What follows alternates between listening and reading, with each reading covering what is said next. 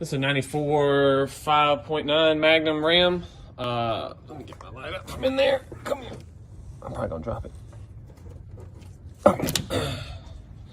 So, idle rough, stalling, running extremely rich.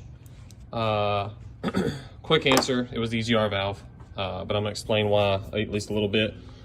This one, I can blow right through it, so it's wide open all the time. So EGR valve sticking open caused all those issues. You know, I can't flip through that one.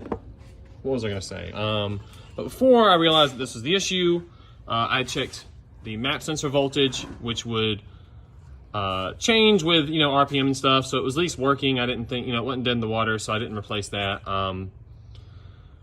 Let's see, map sensor. Then I checked manifold vacuum, which was only -5, you know, like on a boost gauge, or a pressure vacuum gauge. So -5.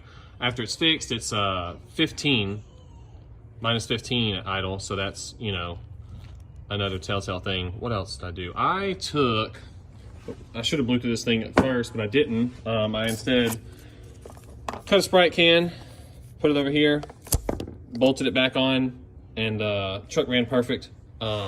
Which this would also, you know, if this happened to you, you know, if you crunk your truck after work and idled like crap and just happened the EGR valve got stuck open, you could do this, put it back on and drive it home.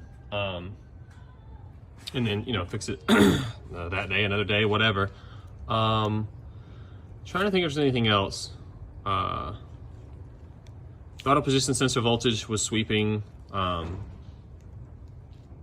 I've never seen an EGR stick open this. I mean, it's wide open.